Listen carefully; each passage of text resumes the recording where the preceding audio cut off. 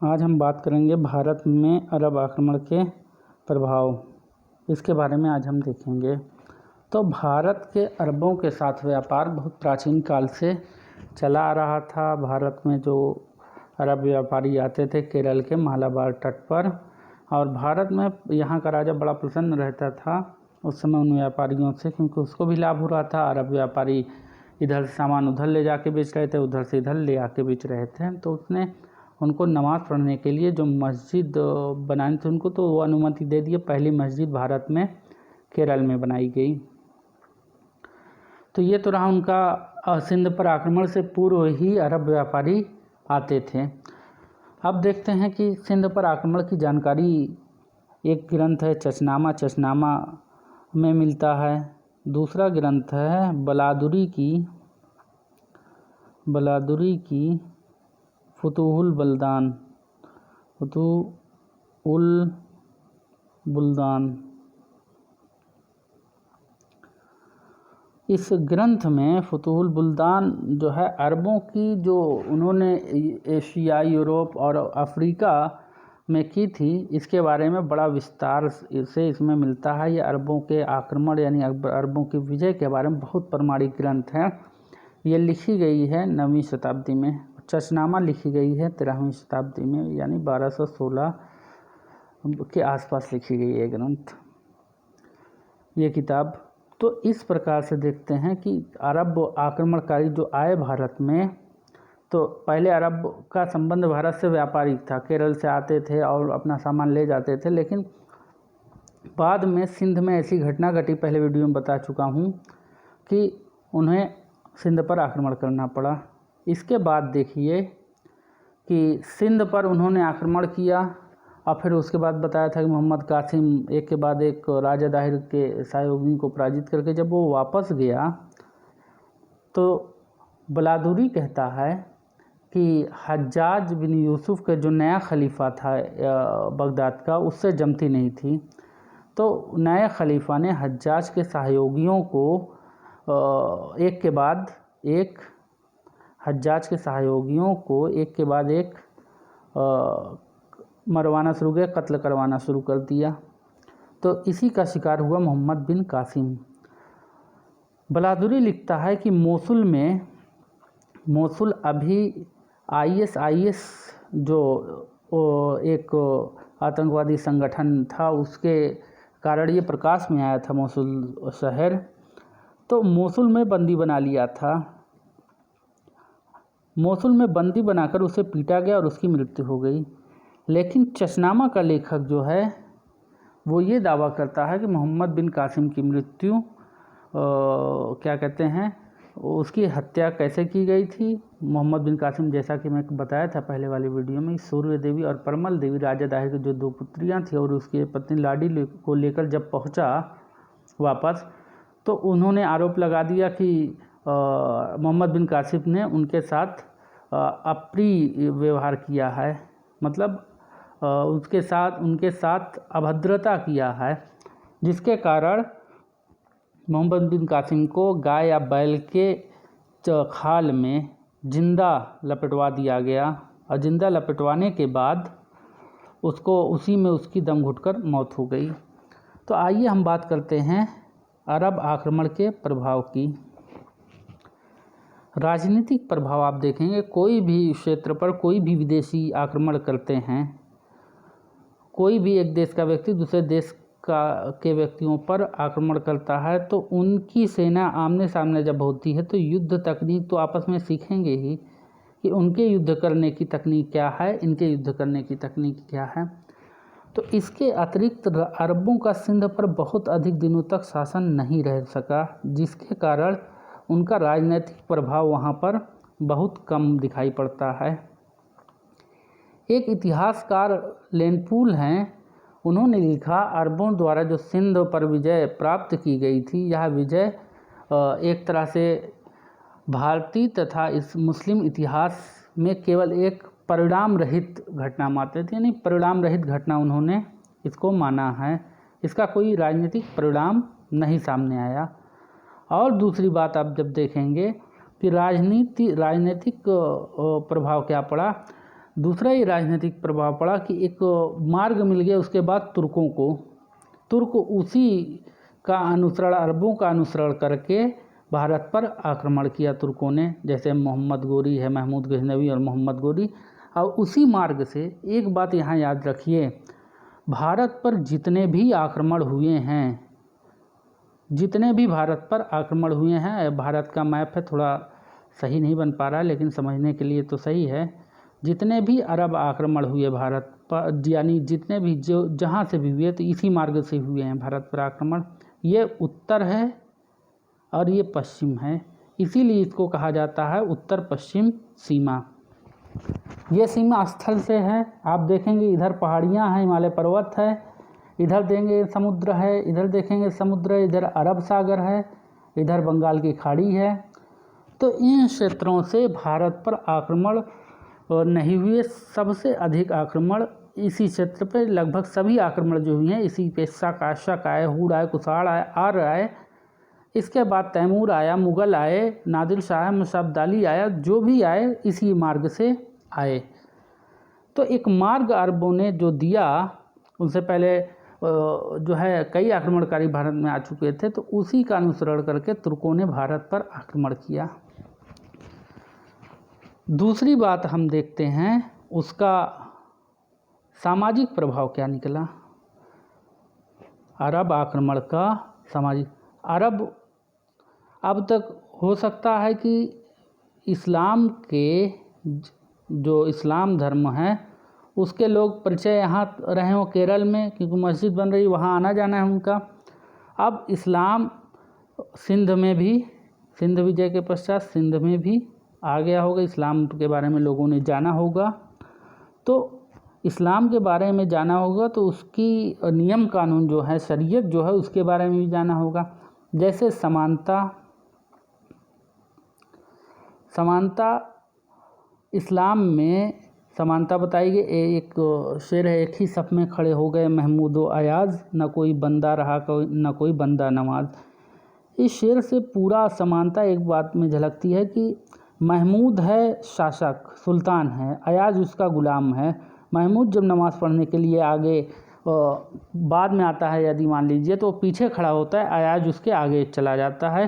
तो महमूद जब ज़मीन के लिए सजदे के लिए जाता है तो उसका पैर अयाज के पास जो है, पैर के पास, उसका सर अयाज के पैर के पास पड़ता है। तो इसी के आधार पर ये कहा गया कि समानता जो भारत में इससे पहले के इतिहास में आपको मिलेगा, वैदिक काल के बाद आप देखेंगे कि तमाम वर्ग बन गए, ब्राह्मण, क्षत्रिय, वैश्य, शूद्र, चंडाल और तमाम वर्ग थे जो आपस में एक दूसरे को बहुत, जो उच्च वर्ग था निम्न वर्गों को बहुत हे दृष्टि से देखता था। तो समानता की एक जो धारणा थी वो इस्लाम के साथ भारत में आई, इसमें कोई संदेह नहीं है। इसके बाद इसी कारण है कि नीची जातियों की जो लोग थे, जो निम्न वर्ग से संबंधित कोई व्यक्ति निम्न या उच्च वर्ग का नहीं होता, ये मान के चलिए, लेकिन जो भारत में प्रचलित था कि निम्न वर्ग की जातियां इस्लाम की ओर बहुत आकर्षक हुईं, क्योंकि उनके उच्च वर्ग की जातियां जो थीं वो उनका शोषण कर रही थीं। तो इसी को लेकर आप देखेंगे कबीर आ रहे हैं, कबीरदास आ रहे हैं, तमाम धर्म सुधार आंदोलन चलना शुरू हो जाता है मध्यकाल में। जब लोगों ने देखा इतने बड़े पैमाने पर लोगों ने इस्लाम स्वीकार करना शुरू किया, महाराष्ट्र में आप देखेंगे रामदेव तुकाराम, और उसके बाद ऐसे ही चैतन्य महाप्रभु बंगाल में, तो ऐसे ही देखेंगे कि धर्म सुधार आंदोलन मध्यकाल में शुरू हो जाता है। उसका एक कारण ये भी था कि बड़े पैमाने पर जो ये परिवर्तन हो रहे थे उनको रोकना था। सामाजिक प्रभाव में इस्लाम में स्त्रियों की दशा और जो भी है इसके बारे में बस इतना ही जान लीजिए, और आगे कभी मौका रात बताएंगे।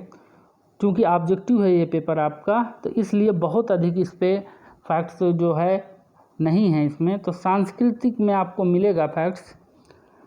अरब आक्रमण ने सांस्कृतिक प्रभाव छोड़ा। अरबों का भारत पर लगभग 1712 से 1000 ईस्वी तक सिंध पर उनके प्रभाव बने रहे। ये कहा जाए कि अरबों ने सिंध पर इस्लाम थोपा, तलवार के बल पर मुसलमान किया। तो मैं आपको खलीफा का पत्र इससे पहले वाले वीडियो में बताया, उसको देखिएगा तो चीज़ें और स्पष्ट हो जाएंगी। और ये एक कारण बताया जाता है कि अरबों ने भारत पर आक्रमण किया धन लूटने के लिए, तो उसको भी वो वीडियो देखिए, क्लियर हो जाएगा। अरब आक्रमण फर्स्ट, उसका पार्ट पहला भाग जो है। आप देखिए, कोई भी व्यक्ति एक स्थान से दूसरे स्थान पर जाता है तो वहाँ की जो संस्कृति है वो उससे प्रभावित होता है, कुछ सीखता है और कुछ सिखाता है।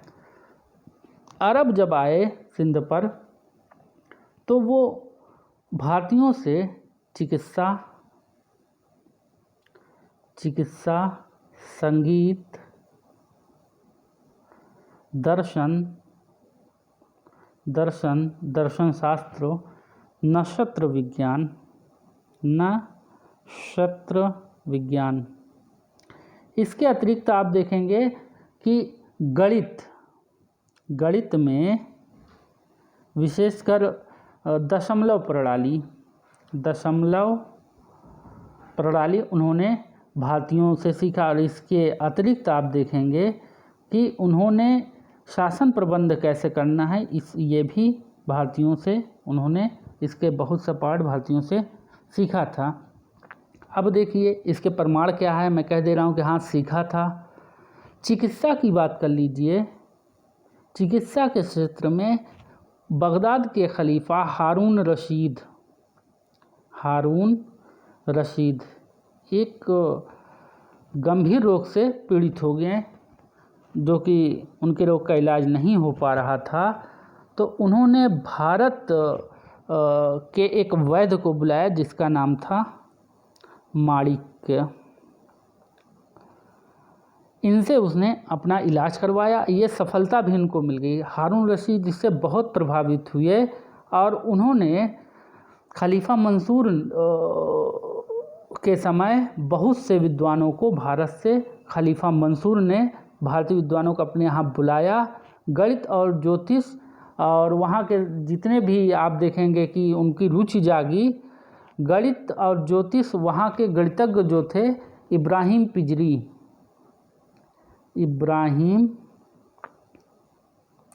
पिजरी, इनके साथ चूँकि ये अच्छे जानकार थे अरबी के, तो भारतीय विद्वानों ने और ये इब्राहिम पिजरी ने मिलकर ब्रह्म सिद्धांत जो है, ब्रह्मगुप्त की रचना है। ब्रह्मगुप्त की रचना है ब्रह्म सिद्धांत, जिसमें ब्रह्म के बारे में बताया गया है। ब्रह्म सिद्धांत मैं आपको बताया कि इब्राहिम पिजरी से और भारतीय विद्वान मिलकर ब्रह्म सिद्धांत का अरबी अनुवाद किया। अरबी भाषा में उस ग्रंथ का अनुवाद हो गया। इसके अतिरिक्त खंड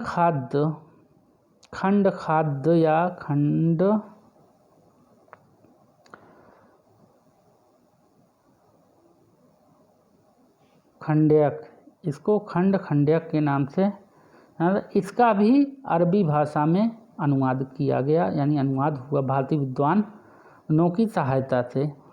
आप देखें, अरबवासी शतरंज के खेल, इसमें एक नाम मिलता है कि ब्रह्म सिद्धांत और खंड्यक का जो है, ये अपने साथ जो उन्होंने जो भारतीय विद्वान थे जो मंसूर के समय बुलाए गए, उनको लेकर ये गए थे। अल-फाज़री नाम का भी इसमें नाम दिया है। अल-पिजरी, उसमें एक नाम अन्य मिलता है अल-फाज़री ने भी सहयोग की मदद से यह ग्रंथ, कई विद्वान लगते थे एक ग्रंथ का ट्रांसलेट करने के लिए। इसके अतिरिक्त चिकित्सा की प्रमुख ग्रंथ चरक ने लिखा, चरक संहिता का भी अरबी में अनुवाद हुआ। पंचतंत्र का भी अरबी में अनुवाद हुआ। पंचतंत्र का जब अरबी में अनुवाद हुआ, उसका नाम जो रखा गया पंचतंत्र का, कलीला व दिमना। कलीला व दिमना नाम से इसका अरबी में अनुवाद हुआ। इसका उल्लेख अल-बरूनी ने किया है।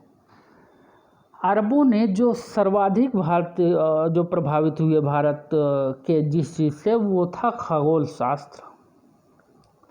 खगोल शास्त्र से सर्वाधिक प्रभावित हुए अरब, और खगोल शास्त्र से प्रभावित। इसके अतिरिक्त अरबों ने खगोल शास्त्र पर अनेक ग्रंथों की उसके बाद रचना की। आप देखेंगे किताब उल जिज़, किताबुल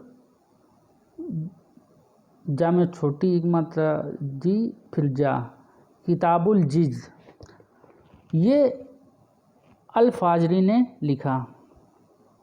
अल-फाज़री ने लिखा। तो ऐसे ही अनेक क्षेत्रों में अरब के प्रभाव देखे जा सकते हैं। भारतीय शिल्पकारों से, उन चित्रकारों से वो प्रभावित हुए, और इसके अतिरिक्त संगीत कला से भी प्रभावित हुए, और भारतीयों से उन्होंने शतरंज का खेल और अंकों का ज्ञान प्राप्त किया था। मैं बताया कि गणित से वो प्रभावित था, तो अंकों का ज्ञान और शतरंज का खेल भारत में बहुत प्राचीन है। ये उन्होंने अरबों ने भारतीयों से सीखा था। अब जो मस्जिदों को अलंकृत करने का कई ऐसी शैलियाँ थी जो भारत में प्रचलित थी, वो अपने यहाँ उसका उपयोग किया, जो मैं आगे बताऊँगा इसका आर्किटेक्चर में आपको। इसके अतिरिक्त तो आप देखिए कि सांस्कृतिक आदान प्रदान के अंतर्गत कुछ आर्थिक पक्ष की बात कर लेते हैं। अरबों ने सिंध में ऊँट पालने और खजूर की खेती का प्रचलन किया। खजूर की खेती सिंध में अरबों द्वारा लाई गई, और देखेंगे आप कि सिंध पर अरबों ने दिरहम नाम का सिक्का भी चलाया। और सिंध को राजनीतिक वाले में इसको जोड़ दीजिएगा कि मोहम्मद बिन कासिम ने पहला विभाजन उसको 7 भागों में सिंध को विभाजित करने वाला मोहम्मद बिन कासिम था, ताकि उसको प्रशासनिक सुविधा से आसानी से प्रशासन वहाँ का चलाया जा सके। अरब आक्रमणकारी, आप देखेंगे मोहम्मद बिन कासिम का नाम आता है कि उसने सिंध वासियों से पहली बार जजिया वसूला। जजिया क्या है? जजिया एक प्रकार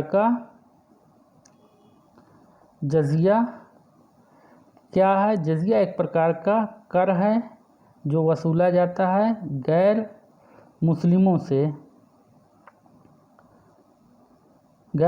से इसको वसूला जाता है। ये सुरक्षा के एवज में लगने वाला कर था। जैसे वो राजा हैं, उनके सैनिक सुरक्षा दे रहे हैं, तो उनके एवज में जो गैर मुस्लिम प्रजा होगी वो उनको क्या देगी? जजिया देगी। अब जजिया का भारतीय संदर्भ में बाद में ग्रंथों में मिलता है। जजिया बूढ़ों, विकलांगों और स्त्रियों और विद्वानों, वो पुरोहितों और धर्मगुरुओं से नहीं लिया जाता था जजिया। लेकिन फिरोज शाह तुगलक के समय में मिलेगा कि वो पुरोहितों से भी लिया जजिया, ब्राह्मणों से जजिया लिया। तो आप देखेंगे कि जजिया, अगर कोई, इसमें कई टर्मोलॉजी है। देखिए कि कोई व्यक्ति अगर वो गैर मुस्लिम है, वो अगर सेना में नौकरी कर रहा है तो उससे जजिया नहीं लिया जाएगा, क्योंकि सुरक्षा का एक भाग वो भी है। कोई व्यक्ति स्त्री है या कोई बूढ़ा है, उससे भी जजिया नहीं लिया जाता था। ऐसा नहीं है कि जजिया केवल हिंदुओं से भारत में वसूला गया। मध्य एशिया में जजिया महमूद गजनवी ने मुसलमानों से भी वसूला था। इस बात के प्रमाण हैं, कहीं और मैं इसको बताऊंगा। तो जजिया लिया। जजिया इसके बाद कई सुल्तानों ने लगाया भारत में, और फिर जजिया एक कर के रूप में प्रचलन में रहा। कभी बंद कर दिया गया पूरे मध्यकाल में, कभी लिया जाता रहा। और आप देखिए कि संस्कृति में सांस्कृतिक प्रभाव में, वहाँ के खलीफा ने अरबी में कुरान जो थी उसका ट्रांसलेशन संस्कृत में कराया। भारतीय विद्वानों से वो बहुत प्रभावित हुआ, जिसके कारण ऐसा संभव हो गया। आप देखेंगे अगर धार्मिक वो देखेंगे कि उनका राज्य कैसा था अरबों का सिंध पर, तो धर्म आधारित राज्य नहीं था। ये कहा जाता है कि उन्होंने धर्म के प्रचार करने के लिए भारत पर आक्रमण किया था, लेकिन उन्होंने ज़बरदस्ती अपना धर्म थोपने का प्रयत्न नहीं किया, क्योंकि इस्लाम इसकी मनाही करता है कि ज़बरदस्ती किसी को मुसलमान नहीं बनाया जा सकता, ज़बरदस्ती किसी के धार्मिक स्थलों को नहीं तोड़ा। शरीयत इस्लाम इस बात को मना करता है। तो इसने प्रयत्न किया। और देखिए कि हिंदू जो थे उस समय सिंध में, हिंदुओं को महत्वपूर्ण पद भी प्रदान किया, उनको अपना प्रतिनिधि भी बनाया। जब जाने लगे तो आप देखें कि सुंदर दास का नाम मिलता है। सुंदर दास मोहम्मद बिन कासिम के अभियानों में साथ रहा। आप बौद्धों को देख लीजिए, बौद्धों ने भी मोहम्मद बिन कासिम के आक्रमण के समय बौद्धों ने साथ दिया था उसका। सुंदर दास ने, आप देखेंगे ये विश्वास पात्रों में था मोहम्मद बिन कासिम के। उन्होंने सबको पद दिए और एक तरह से कह लीजिए जो सहिष्णुता की नीति भारत की थी वो बहुत जल्दी समझ गए। वो इस्लाम धर्म जो लेकर आए अपने साथ वो सिंध में, हिंदू धर्म के प्रति उनका दृष्टिकोण सहिष्णुतापूर्ण था। तो इस प्रकार से देखेंगे कि वो सिंध में एक तरह से बीज बोया इस्लाम का अरबों ने, और वो बीज जो है पेड़ के रूप में बढ़ता चला गया। बहुत सी सिंध की जनता ने इस्लाम धर्म स्वीकार कर लिया था। मैं आपको बताया था कि इस्लाम धर्मों में एक जो कॉन्सेप्ट है समानता को देखते हुए इस्लाम धर्म का व्यापक बड़े पैमाने पर इसका प्रचार हुआ। उस समय भारतीय परिप्रेक्ष्य में इसको देखना होगा हमें। बाद में धर्म के आधार पर 2 राज्य भी बन गए और परिणाम स्वरूप जो विभाजन हुआ भारत और पाक का। और इसके बाद मोहम्मद बिन कासिम के आक्रमण, जो मोहम्मद बिन कासिम का आक्रमण रहा, सिंध में बहुत अधिक दिनों तक अरब टिक नहीं पाए और उनके प्रभाव धीरे धीरे वहाँ से समाप्त हो गए। और अरब व्यापारियों का जो आना जाना था, आपको पता होना चाहिए कि पुर्तगालियों के आगमन से पहले, पुर्तगाली जब भारत में आए, पहला व्यक्ति आया 1498 में वास्को डी गामा के पहले सामुद्रिक साम्राज्य किसके अधीन था? अरबों के अधीन था। अरबों से समुद्र पर अधिकार अरबों का था। तो अरबों से समुद्र पर अधिकार छीना था पुर्तगालियों ने। तो अरबों ने इसका विरोध किया था, क्योंकि अरब बड़ी बड़ी शिप लेकर, मैं बताया था कि 500 आदमी, जो उरूस नाम का एक मंजनीक लेकर आया था मोहम्मद बिन कासिम, 500 आदमी उसको खींचते थे। 500 आदमी मिलते थे तब उसमें हरकत होती थी। तो इस प्रकार से अरबों के पास जहाजी बेड़ा बहुत उत्तम था। इतना वजन की तोप और इतना बड़े पैमाने पर वो लेकर आ रहे हैं, तो उनके पास बहुत बड़े बड़े जहाज़ थे जिनसे व्यापारी केरल में मालाबार के तट पे आ रहे हैं, तो उनका व्यापार समुद्र के मार्ग होता था उस समय। भारतीय राजाओं ने भी अरबों का खूब सम्मान किया। दक्षिण भारत में विशेषकर मालाबार में आप देखेंगे कि उनको बड़ी सुविधाएं प्रदान की गईं, ताकि भारतीय राजा हमेशा दूरदृष्टि रखते थे कि जो थोड़ा सा उदार थे वो इस बात के लिए दूरदृष्टि रखते थे कि हमारा अगर व्यापार तिजारत, हमारा ट्रेड चलता रहेगा तो हमारी अर्थव्यवस्था सुधरी रहेगी और अंतर्राष्ट्रीय स्तर पर नाम भी होता है। फला जहाँ की फला व्यापारी, यहाँ के व्यापारी तो आते हैं। तो इस तरह से जो राजनीतिक संघर्ष हुआ अरबों का भारत से, उससे एक बात यहाँ निकल के आती है, सिंध में संघर्ष हो रहा है, क्या उसके प्रभाव केरल पे दिखाई दे रहे हैं, दिखाई पड़ रहा है? तो व्यापार तभी टूटा अरबों का जब पुर्तगाली हिंदुस्तान पर आए, हिंदुस्तान में आए और हिंदुस्तान समुद्र उनसे छीन लिया अरबों से। फिर अरबों का पतन हो जाता है और अरबों के बाद भारत में तुर्कों का आगमन होता है, जिसको हम अगले वीडियो में देखेंगे। और कोई प्रश्न होगा तो कमेंट बॉक्स में पूछ सकते हैं, या जो ग्रुप बना है ग्रुप के व्हाट्सएप में डाल सकते हैं। ठीक है, धन्यवाद।